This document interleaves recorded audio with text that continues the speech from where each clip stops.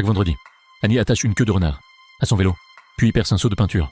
Après s'être soigneusement préparée, au signal du sifflet, Annie part à toute vitesse, dans un éclair de rapidité. Et derrière elle, ses hommes crient 5 chiffres avant de point, se lancer à sa poursuite. Si quelqu'un attrape la queue de renard avant la ligne d'arrivée, il remportera 1000 $. Sinon, si personne n'y parvient, Annie Dot recevra une généreuse récompense de 5000 $. Pour gagner la course, les deux camps mènent une folle poursuite dans le centre-ville. La peinture qui tombe du seau d'Annie permet aux poursuivants de suivre rapidement sa trajectoire. Pour semer ses hommes, Annie a besoin non seulement d'endurance, mais aussi de perspicacité. Voyant les poursuivants ne rien lâcher, Annie prend un virage rapide et repère immédiatement une charrette devant elle. Pour gagner intelligemment, elle saute dessus d'un coup d'élan, puis sur la charrette. Elle parvient à semer ses adversaires. Voyant les traces de peinture s'arrêter, ils se dispersent rapidement pour chercher. Même en passant près d'Annie, ils ne la remarquent pas. Après qu'ils se soient éloignés, Annie descend rapidement de la charrette et prend un virage pour entrer dans un autre quartier. Mais, à peine a-t-elle avancé, qu'elle expose accidentellement sa position. Elle se relève vite et pédale de toutes ses forces pour semer ce poursuivant tenace.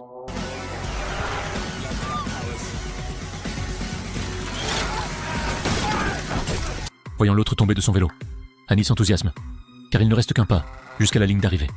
Mais à ce moment, elle aperçoit un homme, très semblable à son père, disparu depuis 7 ans. Annie percute une voiture de police.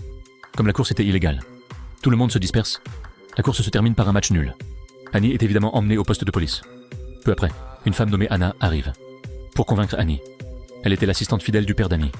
Mais il y a 7 ans, après la disparition de son père dans un accident, Anna a géré tous les aspects de l'entreprise.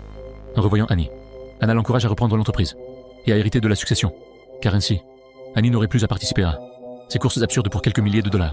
Annie n'avait pas repris l'héritage, car il devait signer l'acte de décès de son père.